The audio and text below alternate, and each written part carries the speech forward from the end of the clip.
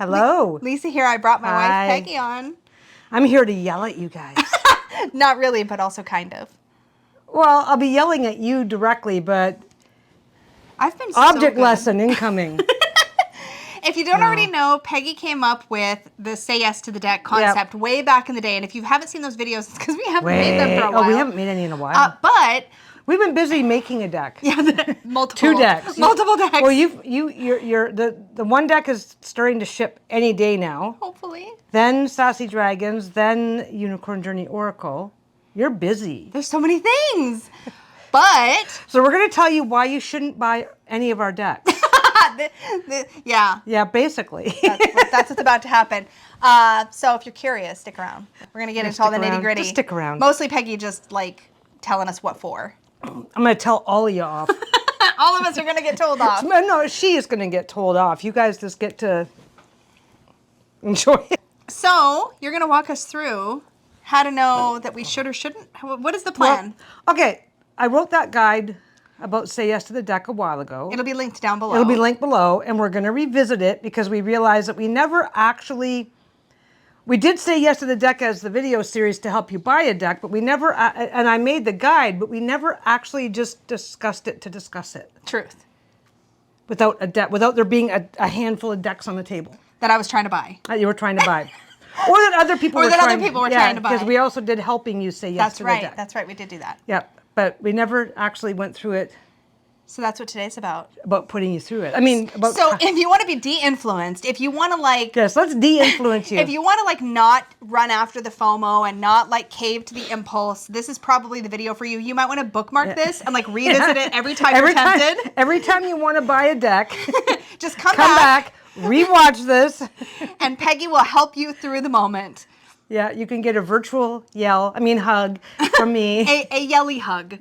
That is the whole vibe of Sassy Dragons. It's just a yelly hug. It's a yelly hug. Sassy Dragons is just is a kick your ass but be nice along the way. Sassy Dragons is called sassy because if we said fuck you dragons, we wouldn't have been able to get it published. No swears on the box. No swears on the box. She had very few rules for the creation of this deck. That was one of them. Well, no, because you're not going to get it. It's like, fuck you, dragons. Yeah, well, maybe. I don't know. No, we were never going to call them that. We were never going to call it that. Okay. Yeah. Okay, anyways. Okay. Are you ready? Yeah. Okay, what's step 1 in the Say Yes to the Deck process? Oh my God, I took a nap instead of revisiting the actual guide that I made. So I make sure my microphone was on. I wasn't just checking. I took a nap instead of revisiting the guide. So I'm a little behind on I'm a little behind on my own words cheating. of wisdom. I literally have it written down on you know we why? have the guide on my tablet you can't see it because of the brightness. You know why? So that we don't just ramble on for 20 minutes about one thing and go, okay, now we gotta go, oh, and boom, boom, boom. Yeah, so step 1. Money first. I saw that written there. Yeah, you wrote that. What is your budget? This is important. Even if your budget, well, my budget's $1 million. Fuck you. Doesn't matter. You still have to feel, okay. If you don't have the money to spend, yeah, then that's just the way life is. And you can have $1 million and still, maybe you want to put that on your Lambo and don't want to put it on, you know what I mean? Lamborghini. Oh, a car. Okay. I'm not into cars.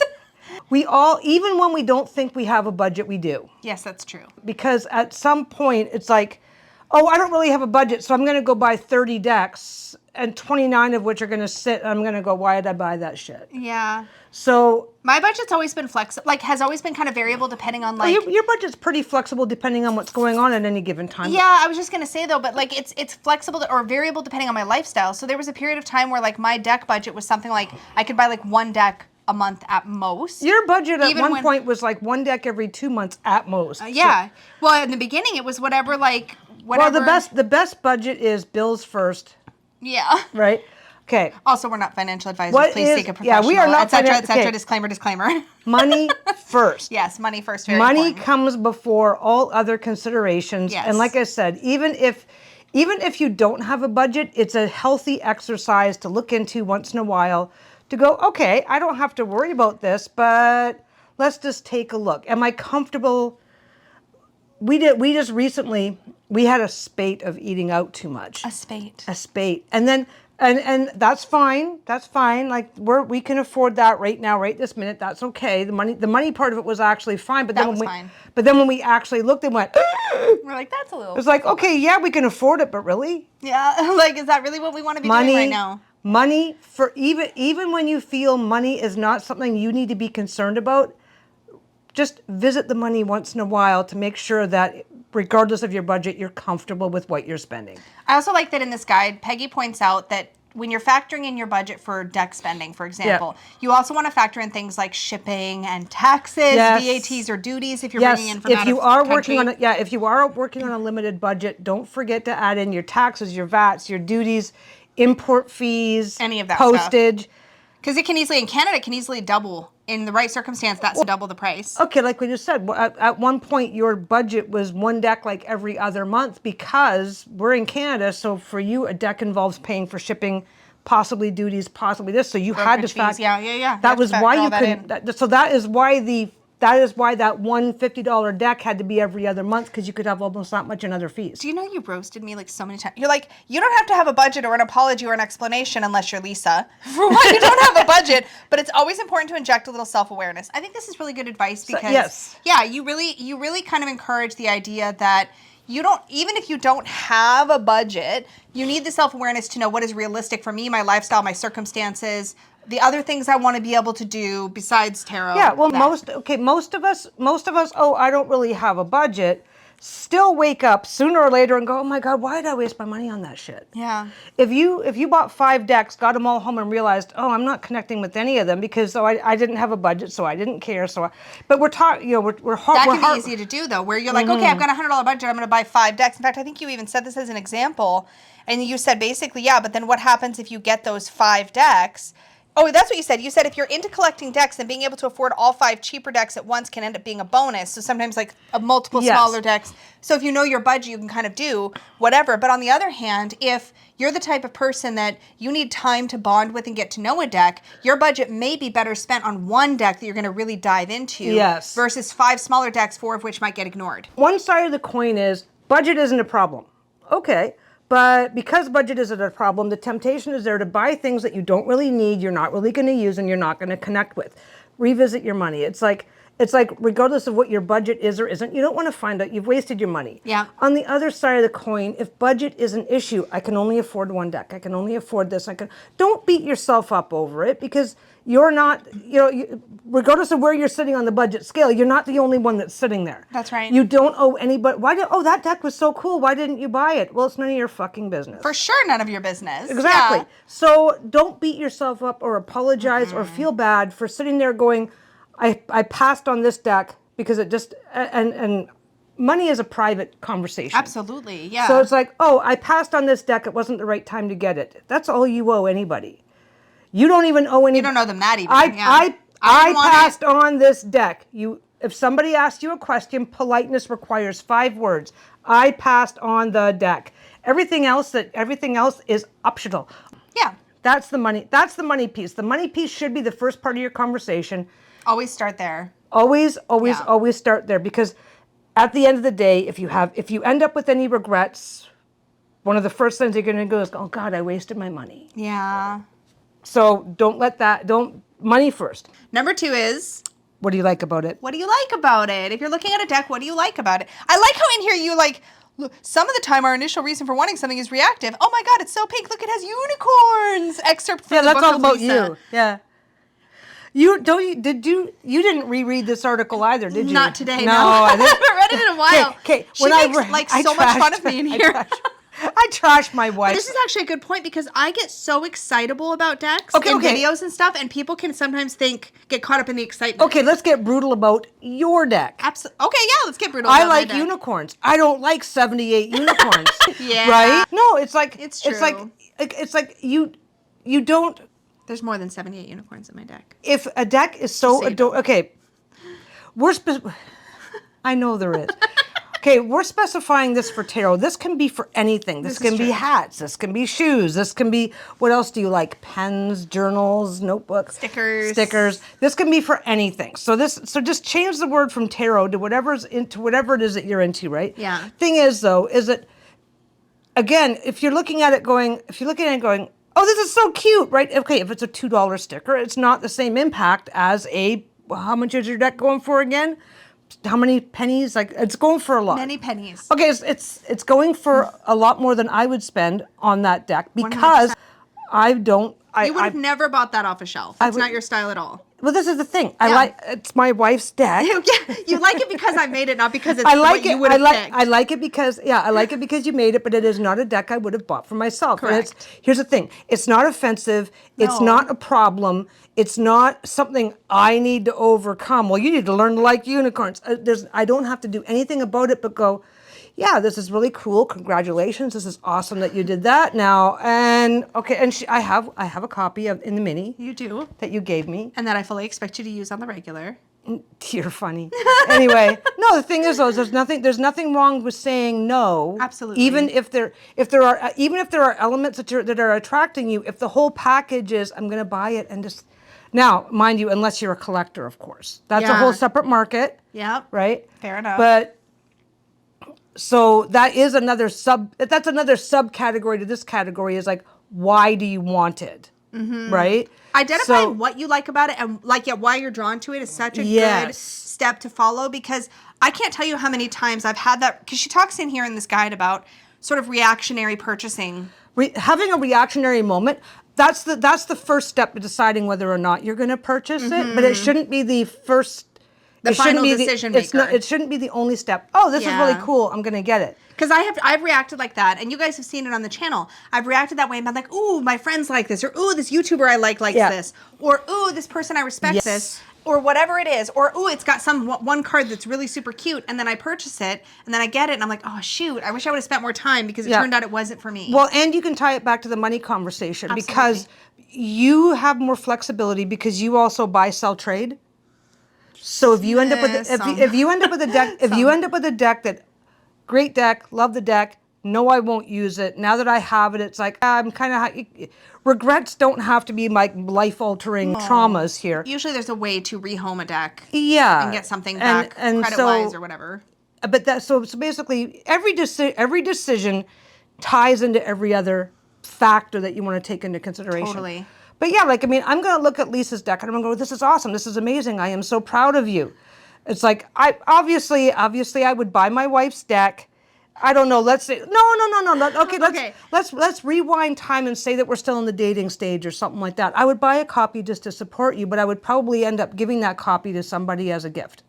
Right? You wouldn't keep it as like a I sentimental item? would. That's exactly what I do now. That's what I thought.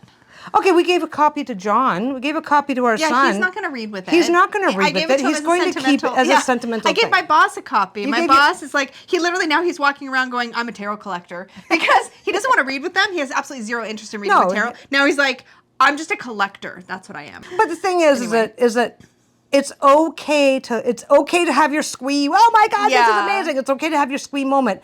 But it's really, really important to go, okay, is the squee going to last? And you don't have to beat yourself up and force yourself to not like it. No. And you don't have to stay in squee mode. You can go, oh my God, this is amazing. This is awesome. Okay, now that the initial squee is over, is this, and then we move on to other tangible questions. But more grounded. Like, I do ask myself the question, how does this fit in with the practices that I have? That is a valid part of this process for me, because it's both, the question here is like, what do you like about it? So this is where I'll go into what attracts me to it visually, but also what attracts me to it from a practice perspective. Yeah, but it's not. But you don't have to fully shake off that squee energy. No. I live in the squee. Yeah, you live in the squee. That's where I live my entire life. You live in the squee. It's just that recognize that you're absolutely welcome to your squee moment, and then it's like, okay, this is squee. This is awesome. This is wow. Now let me take a breath and go. Okay, let's move on. You don't have to feel guilty or bad or. No. Because sometimes people go, well, why are you having this over-the-top reaction? Blah, blah, blah, blah, blah, blah, blah. It's like, enjoy it. Yeah. Enjoy your squee moment, and then recognize that there's a few other things you should consider. Yeah. Because sometimes once the squee wears off, it's like, I'm not sure that there's much past the squee. Yes. And like I said, if you're a collector, squee is amazing. Yeah, it's kind of like first reaction, and then you want to make sure you dig that next layer to go, is there anything beneath that first excitement reaction? Here's the thing. You're going, squee, wee, this is awesome. Okay, now wait for 24 hours. That's a good one, yeah. It's like, okay, because then... Do I still actually like it, or was this just a reaction? I think if you're starting off with a squee, you're still going to like it. Yeah. But you give yourself a little bit of time to sit with it, and then you go, okay, now what am I going to learn from it? It's like I said, do not beat yourself up for having your squee, and just recognize that, okay, squee is great. Now, Yep. is there anything else that goes along with it that may or may not impact whether or not I'm really going to enjoy this deck the way that I think I'm going to enjoy it? I find it helpful here to just kind of really be like, what is it that's attracting me to this in addition to the squee? So I'm having my moment, but then Yeah. I'm also like, okay, yeah, but what is it about this that I'm really drawn to? Yeah. Yeah, it's helpful. Yeah. And like I said, I did write this keeping in mind that for some people, their primary intention of collecting a particular deck may just be for collecting. Yeah. Which is absolutely fine. So I'm trying to... You're trying to balance, like, I'm people trying who to really want to have something that they can dig into, but also the people who want to collect. Yes. Yes. So I'm Understood. trying to keep... I do try to keep... When it comes to deck collecting specifically, buying a deck, I try to keep both sides of that in mind going forward. But yeah, just recognize after the squee, just take a minute. Yeah. It doesn't mean you should, like I said, don't feel guilty, don't feel bad, but just take a minute and go, okay, what else is there? Yeah. Okay. Ooh, do you already have a deck with a similar theme or idea? So Y'all see me talk about this all the time. you talk about this all the time. A lot of tarot deck channels, blah, blah, blah, creators, whatever, they talk about this all the time. Okay, so if it's back to unicorn, right? So if your thing is collecting decks with mythical creatures, then another mythical creature deck is going to fit right in with what you want to do. But if you are somebody who wants a well-rounded, I want a deck that is whimsical, I want a deck that lets me explore shadow work. I want to, if you are theming your decks by the kind of energy that deck is going to bring into your world, then does this deck match what you are looking for, what you are wanting to experience from the deck?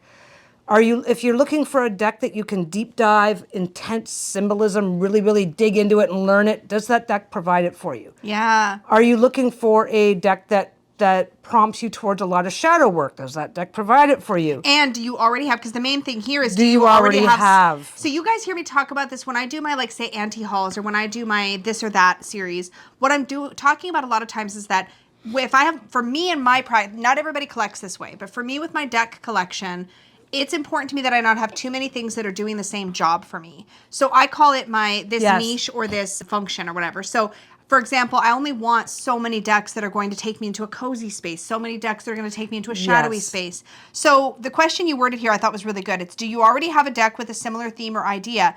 If so, do you have too many? Yes. So you're allowed to have more than one. Obviously, you can have as many as you want. Yeah, well, you have a bit of a rule for yourself that if you're okay, so let's use mythical creatures as the example, and let's pretend that Lisa didn't make the unicorn journey. Sure. So if you were to be buying that deck for yourself, and you already had 10 mythical creatures decks because you like a variety for a variety of different reasons, you would go one deck in, one deck out. You've done that. You should use mythical creatures as the example here. It just really doesn't work in my brain. Okay. Let's do shadow work. A shadow work deck. A really creepy, dark, shadow worky deck. I really only need a couple of those in my collection. Right. It's not my personal aesthetic. I find them really useful for a specific job, but Yeah. I don't reach for them generally. Therefore, for me, if I find a really cool new shadow work deck, it probably is going to be a one in, one out. Yes. Yes. Sometimes, yeah. So if you have a one in, one out philosophy, because it's like I have a hard limit. I'm only going to have this number of decks. If you're going to have a one in, one out, then you need to now have a knockout battle between the existing decks that you have that fit that category or niche for you, Yes. and the deck that you're intending to bring in. I love that you called it a knockout battle. You're the best. You're welcome. Yeah. So the thing is that is something that you'll want to take into consideration. Yeah. Because sometimes, and this has happened. This is like, don't forget, like watching Lisa for the last 5 years. There's people that have brought in decks Yeah. and said, "Oh, I brought in this deck because I want to do blah." I want to use that deck for this type of thing, but they already have enough decks in that category that they haven't even opened the new deck yet. Yeah. And it happens. And again, that's you're going to revisit. You're going to revisit your squee moment. You're going to Yeah. revisit the money, right? Yep, it's all absolutely. connected. It's all connected. So yeah, like you don't have to agonize or beat yourself up. You may decide, oh, it's worth it. It's worth it, and I'll get to it when I get to it. That might be that. Something else But you I'm do have to make the decision. You have to take the time to be to think about it. Something else I want to interject here is that sometimes you might have something already in that category and you have an absolute diehard favorite in that category. Yep. I find for myself that if I have a deck in that category, like a particular niche, like for example in Shadow Work, I have the Deviant Moon Tarot as a deck I go to again and again and again. Yeah. It's so much my diehard that I know that other decks in that same category might get neglected because I love this one so much. Yes. So something else to ask yourself too is if you do have other things in that category, do you have something that you love so much you might neglect? You had an opposite thing happen, and I can't remember the deck because, my God, you've got so many decks, and I'm just confused I might all the remember. time. What was the scenario? Okay, you had a scenario where you were looking at a deck going, I really want this deck, and I really want this deck, I really want to get in this deck, blah, blah, blah, blah, blah. And you were like, but I can't. I've already got 5,000 or so decks that already fit this. I've already got decks that already fit this niche. And you're like, oh, but I want. As a matter of fact, and I think it may have been a deck that we were discussing on one of your Say Yes to the Deck episodes. Okay.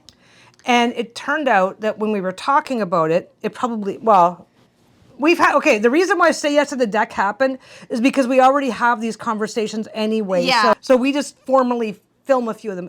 Basically, what it turned out to be was that you were going over this deck going, you did step 1, step 2, step 3 here, right? And went, oh, I've already got other decks that already fill this niche. I'm like, okay, well, how often do you use these other decks? And you realize that you weren't using any of them at all. Mm-hmm. It's like, oh, I said, when was the last time you, oh, but this deck, when was the last time you used it? Oh, well, you know. And so you actually realize that as much as you had decks that were in that niche already, you weren't using them. You weren't using them because, oh, well, now you like to make really good friends with all your decks. So it's like, well, when I'm looking for, you know, so basically you realize that that particular niche had room for one more deck. Mm. And a couple of decks that you already had in that niche were like, probably had to go. I can't remember whether you kept that, because you have a few decks that you keep strictly for collecting. Yeah, I do. Yeah. So you may have moved them from this is my whatever deck, this is now a collector deck. You may have like Switch categories, yeah. Switch categories in your, look at that.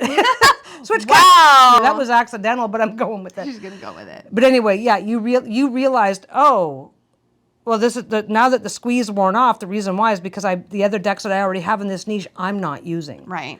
You did get the deck, and then you actually started doing more work within that category. I forget what the niche was. The second part of this question I want to go after too, though. Oh, okay. The second part is, first of all, do you already have things in this category and does it compete? Oh, I and then see the that second right there, part yeah. is if you don't have anything in this category. Why not? Some people will not use a shadow work deck because they're just not interested in deep diving into those. There's also a whole category. That's a singular example that I'm aware of. There's actually also, probably more commonly, a lot of people just do shadow work with whatever deck. Okay, you don't really do love decks. Oh, like relationship readings. I've been married for 20 years. Yeah, You will almost. You will use there are some decks that you use for relationship readings for doing readings for other people. Yes. But you will not use you don't buy the decks that are like specifically for that. For you don't use decks that are, oh, this will be a really good deck for deep diving your own, trying to find a relationship because you don't need it. It's not relevant to me. It's not relevant. You don't need it. There will be decks that, even though they're amazing and they're awesome, they just don't apply to you. It's really important too because especially on social media, you can get swept up in this like, well, everybody else seems to have a dedicated shadow work deck, but for you, maybe you're getting your shadow work needs met with whatever deck you're working with that week. And a lot of people, that's true. But shadow work seems to be a really good example that people seem to talk the most about, unless I'm missing something. So I'm not. You talk about it a lot. I'm not crapping on shadow work as a topic. My God, I'm the queen of shadow. That's true. So I'm not. It's not. But it is true that like some people, like if you don't have anything in your collection that fits this niche already, it's a great question to ask. Why don't I? Is it because this isn't actually a part of my practice? Am I getting sucked into a social media hype right now? Yeah. Is it because it's not something I'm interested in, or does not resonate, or does not like compute? Lisa doing a deck to help find her true love is not a relevant deck for her to be looking Let's for, hope, right? Otherwise you're in trouble. I'm in big trouble. So the thing is that now it could be that this is a niche. It could be the exact opposite. This is a niche that I'm waiting to the fill. right thing. I'm waiting for the right thing. Yeah. So now you have to ask yourself, is it the right thing? Yes. What is it? Kiss, marry? I think it's kiss, marry, fuck, babe. Yeah. Well. Or shag, or I don't know, whatever. You can say Shag the is- word fuck. It's your channel. You've already said it so many times. I should just be all in. But I think that's what it is. No, I think it's kiss, kill, marry. Or there's another. Oh, maybe it's kill. No, no, Oh, no, wait, no, no. Maybe it's all 4. Kiss, kill, marry, fuck. I don't know. I don't know why I want fucking. Okay. You just want a reason to say the word. No, there's like the good, the bad, the ugly, right? So there's all those different there's different ways to think of it. Okay. There's different ways to think of it and put it together, where it might just So it's and again, it's a personal check-in with yourself. There's some people that they collect cat decks. So a new cat deck comes along, they're going to buy it. But if they see a dog deck, even though it's cute, they usually talk themselves out of it. Well, when it comes to animals, I'm only ever going to reach for the cat deck, this sort of thing, right? Or the dog deck, or the whatever. So this is something that happens. I like that you have in here, it's not about the quality of the deck, but the quality of what it will bring to your active practice and or your collection. Yes. So when we talk about curation, that's what we're talking about. Mindfully choosing what is going to enhance, add to your joy, your pleasure, your practice, your whatever. Make sure it's adding something to your life and not just, again, that reactionary, I must, Now, one thing, I'm going to break away here because I do not think this is something that made it into the original guide that I did. One of the topics that we stumbled across during doing our Say Yes to the Deck series, one question is, if you end up with a deck and you don't like it, what options do you have to do something about it?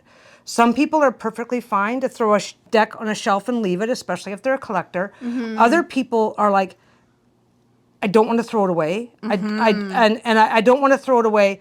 What am I going to do with it? But I don't want to keep it in my house. I don't have space. What am I going to do about it? So how urgent and important it is to solve these issues or to prevent this stuff from becoming issues really will, for a lot of you, depend on what can I do with the deck if it doesn't work out for me. Yeah. Do you have a friend you can gift it to? Do you have a local metaphysical store where you can drop off gently used decks where you can for a trade-in? Yeah. For trade-in, for credit. Do you know people that you can buy, sell, trade with each other? It's not that you should be a part of a group like that, but it's something to consider. The easier it is to rehome something, the easier it is to take a bit of a chance. If that is part of you, if being able to rehome, recycle, upcycle is a big part of, if it's important to you, mm-hmm. then you do want to think through that as well. Yes, totally. As part of your process. I never did write anything about that in the guide. But I think that's really good advice because, for example, with me, I have decks that I need to rehome, and the rehoming pile gets too big. I start to get stressed out because now I'm like, okay, I got to deal with all this now. But you've got a channel. I'm in a very different position. You're in a very different position because you know a lot of, you're very connected. You're very interconnected within the tarot community. Truth. There's a buy sell trade right on your Facebook group. Yeah. And you can do giveaways or do other things to help. I've got options. You've got options. So it is if that is something that is important to you, then you are going to want to add that as part of your thing. If I end up not liking this deck, what am I going to do with it? Mm-hmm. That's a good question. Okay, will you be able to read this deck right out of the box? So where this gets to be the important question is because not everybody has the time or the wherewithal to want to do a deep dive. Now, I'm going to pick on your deck for a minute. Absolutely pick on my deck. Because your suits are air, water, fire, and earth. Yeah. Right? But the suit symbols are right on them. The suits, and why is that? Because Peggy reminded me early in the process, she's like, beginners may not immediatally know which one is which. Which one is which. That was why we ended up having the suit symbols put right on the cards, because it's a great reminder for others who don't immediately know that association. It was good. It was a very good tip. Yeah. A large percentage of people who are buying tarot decks these days are beginners, and there's nothing wrong with that. As a matter of fact, I am a forever noob. There's still 20 some odd years later, there's still a bunch of cards I have to look up every single time. Can you read the deck right out of the box? If that matters to you, and this is where you just have, a little bit of self-awareness and honesty about where your skill level is at is important. A little bit of self-reflection and honesty about how much work how much work are you willing to do? How much work do you have the time to do? Mm-hmm. There's plenty of decks out there that it's like, oh, if I had the time to deep dive, I would really want this deck, but I don't have the time for that. Yes. So Even Unicorn's Journey, like there's a lot of images that if you don't dive into the guidebook, you might not immediately go, huh, why is the devil like this? Or why is this card illustrated like that? If you want a deck Absolutely. you can literally just pull out and start working with, that might not be the right deck for you. Yeah. Yeah. I mean, Oracle decks, I talk about this all the time. Sorry, I got excited. no, you're good. Oracle decks, I talk about this all the time. For me, I love going into a guidebook, especially for a tarot. For Oracle, I love referring to the guidebook because I want to, but I like my Oracle decks to have good keywords and such so that I can just pull it out and start reading with it. That's what I like in an Oracle deck. So depending on what type of deck it is, depends on how usable I need it or want it to be right out of the box. How much, and typically with those decks, I don't want to have to study to like really, memorize a meaning for each card or whatever. And well, I mean, a lot of decks don't. Well, Sassy Dragon's going to have meanings right on it, but anyway, That'll be easy. That'll be usable out of the box. A lot of decks, there's a lot of decks out there that do not have the actual tarot symbology in the card. So if you're the opposite, you're looking for a deep dive. Yes. Well, does that deck provide that for you? Yeah, like a Rider-Waite-Smith clone isn't going to work if you're looking for a deck that's going to have all this cool different takes that you can study and dig into. Oh yeah, well that's something else too. Is that every single deck, and every single deck creator has a slightly different nuance. Okay, Sassy Dragon, it's going to have the safe for work version and the not safe for work version, and there's a lot of the cards where the nuance changes, just because of the shit talking that I do, trying to keep it safe for work and trying to not Classic edition for family-friendly language. Classic edition. We're not calling it safe for work. Classic But edition. anyway, thing is that every single deck has its own nuance. That's why there is space in the community for the sheer number of decks that we have. Yeah. A slight difference in voice, a slight difference in tone, a slight So are you now you can pick up a deck and read with that deck without worrying about that if that's what you want to do. But if you are craving that deep dive, if you're craving that deep dive, Unicorn Journey is a deck you should have. Aww. If you're craving readable from the box, then my deck is going to have stuff right on it. Yep. Oh, that's what it means. Okay. Yeah. And you Zero can just work go. required. Yeah. Mind you, my deck also has symbology on it, but we simplify. Every single card has symbols. What I like about the Sassy Dragon symbology is it takes the Rider-Waite-Smith, but because it's all been dragonified and made super cute and cartoony, you can really clearly identify symbols that I have overlooked in the original Rider-Waite-Smith. That's a cool feature. You don't care about that. I have shit talking all over my deck. Anyway, okay, here's the thing. Okay, swearing. If swearing's not for you, then don't buy my decks. Well, don't buy the not safe for work version. There's no swearing in the classic. But you know what? Okay, for some people, keywords on the deck is an absolute deal breaker. If you hate keywords and meanings on the cards, then do not buy my deck. No, you won't like it. I like my deck. I think my deck is cute. If my deck is not for you, then it's not for you. That's right. I'm not going to be offended, and nobody. You guys don't owe me shit, so it's like that's a pretty fair and equitable transaction right there. But the thing is that. Ask yourself what you're trying to get out of it. Mm-hmm. The internet is an amazing place to find out a little bit more about a deck, especially tarot, to find out a little bit more about it before you buy it. Yeah, watch a walkthrough or a flip through or whatever. Take the time. Ask yourself if it's going to be really, really easy to just jump in and start using, or if you're going to have to spend time. Because one of the things you point out in the guide is even if you want the deep dive, to be really real with yourself about whether or not you have the time and the energy for that deep dive. Or is it going to sit? I have decks right now that I got, very, very expensive, fancy decks I got for my birthday, that are sitting until I have the time to properly study them. So, well, because like I said, every single deck has its nuance. Yeah. So they're all interrelated, right? Yeah. But like certain cards, it's the nuance, and the nuance builds. Okay, you've got 78 cards to build a bigger picture. And depending on how those nuances interact with each other, you get very different pictures depending on what deck you're using. That's why multiple decks is popular. Yep. Now, if multiple decks is not something that you're into and you want to just make one deck your BFF, your best friend forever, then you're going to want to do a little bit more research and take a little bit more time to make sure it really is the right deck for you. Yep. Does this deck have a limited use? What did I say here? Okay. Oh, there are niche and themed decks. Animals, self-care, relationship, etc. This is especially true in Oracle. But has this deck gone, okay, I'm just going to read this because this is fabulous. But has this deck gone full nicheception? Is it so specific that you feel you can only use it for very specific circumstances, like every May 12th at midnight, but only if it's a full moon and you can only pull 3 cards? If a deck revolves so closely around a specific person, rule set, event, or idea that it's useless in almost all other situations, then you really have to assess its value to you as a collectible item. Because, honey, you will forget about this deck almost as soon as you finish opening the packaging. Some decks are great in theory, bad in practice, and have a very, very, oh so very limited appeal. That is true. Now, sometimes that's fun. Like, I have a couple decks. I have one deck in particular that I love to use right around Halloween specifically. The Trick or Treat Tarot from Barbara Moore. Yeah. Because it's literally everybody dressed up in costume. It's like so perfect for like on Halloween to do a fun little reading. Yes. Because everybody's all dressed up and it's so fun. And completely okay with that. So let's pick on poor Barbara. Okay, I'm so sorry, Barbara. We're picking on you now. Lisa is sorry. I'm just an asshole.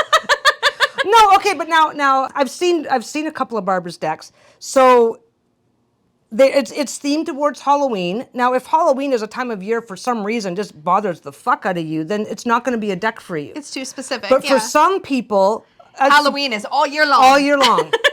Yes. Okay, there's also Christmas themed decks or whatever. So 100%. basically, I've got a couple of those too. Yeah. Yeah. So it's like, so now is the deck. Like, are you okay if you only use it during that time? Yeah, so you have to think ahead about that, and that is fine. Now, if the deck is a decent and well done deck, which I know Barbara's is, which is why I'm picking on her a little bit, it's like you can you can use the deck year round. You're not going to go looking through a guidebook that says this Halloween buy candy corn. That is not what the meaning is going to say. You're still going to have the regular normal interpretations in the book, because a huge percentage of readers do rely on the books to a certain degree. Absolutely. So when you are looking at your Halloween themed deck, if you and we've seen that we have both seen decks that are so freaking specific that when you try to work with the deck, it's like this deck is obvious. I don't know how to describe it. Well, okay, there's I don't want to pick on. I don't want to end up picking on any one deck. There are decks. I know. Barbara's deck has Barbara's deck. When you get the guidebook out and start using it with the deck, you can easily see that it's a deck you can use all year long. Okay, I have a perfect example. For me personally, and this is all going to be subjective to your personal practice and experience and what you're interested in, etc. I have 2 decks that I buy specifically for a very specific scenario that I very rarely, if ever, actually have come up. So I don't really use these decks, but I keep them because I want them available for that scenario, and that is the Mystical Cats, Magical Dogs Tarot. Because every once in a while, I'll want to do a reading for somebody's pet or my own pet, and having those decks available, a cat and a dog deck, feels really great. Am I done picking on Barbara? Because I don't want to walk away leaving poor Barbara feeling picked on. Are you done picking on Barbara? I think so. No, because you show me that deck and it's a cute deck. It's a deck I would use year round. That's the only reason why I'm picking on it. No, that's fine. The reason I brought up the cat and dog deck is because that is specific. If I did not read for other people ever, I 100% would not have kept the cat deck. And if I never saw myself doing pet readings, I probably wouldn't have kept the dog deck. I have a lot of decks, so having 1 or 2 that are only come out for very specific scenarios is okay with me. But for a lot of people, that wouldn't be true.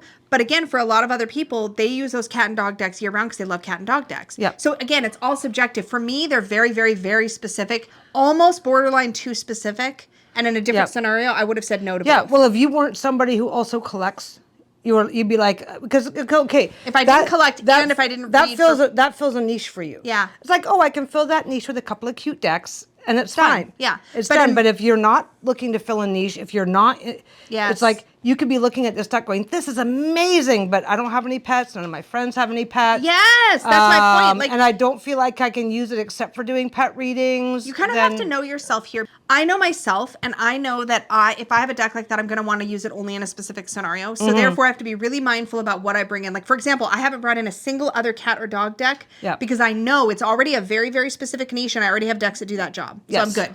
Yes. Easy to say no. Okay, last point. Did you research this deck? Okay, and I'll just read what I said. Google that shit. I'll wait. Tarot has reached a point, almost any deck that's out there or that's coming out, if you look up the name of the deck, go to YouTube, and you don't have to have a YouTube account. No. Go to YouTube, type the name of that deck into the search, and you will probably find somebody talking about it. Yep. Somebody talking about it, because it's just become really, really common for deck creators to get their decks out. And for the most part, the people that are reviewing the decks are giving honest reviews. Yeah. You do honest reviews. As a matter of fact, if you don't like a deck, you won't review it. That's right. Now, don't mean just because Lisa... Yeah, don't misunderstand. Don't misunderstand. Just because Lisa hasn't reviewed a deck does not mean that it's a bad deck.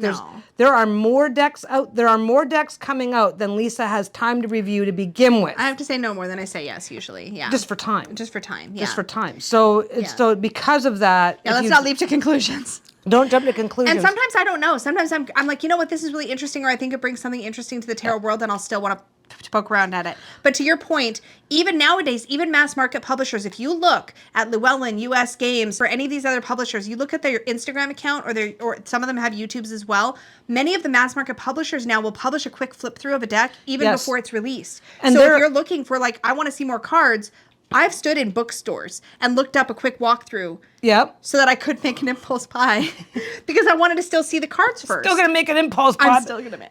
Maybe it's not the best example for this chat, but and I am an impulsive girl. There are some of you out there who will accept or reject a deck based on a single card. Yeah, there's cards like that for me. I'll tell you right now, it's your money. There's nothing wrong with that. Yeah. There's just because like I don't know if that's what I would do or not do. I'm not the collector of the family. You see it's mini and want it. I see it's a mini deck. I want that. I want that little guy. Yeah. Thing is that if you do find that you have specific criteria, if a deck has blah, I want it. If a deck has blah, I don't want it. Do those lookups. Take the time. Yeah, people have strong feelings around like things like the Ten of Cups and how it represents it, whether or not the Empress is pregnant or not, what the Emperor looks like. We have issues with the Hierophant. Like there's so many cards that can be cards that are deal breaker cards. Yep. Or like I'm really attached to the Hermit and the Star and the Nine of Cups. I want to like those cards. Well, that's one thing that made the Alleyman Tarot really insanely popular, because if you don't know what the Alleyman is, it's a deck that ended up being like 150. It was massive. It was huge.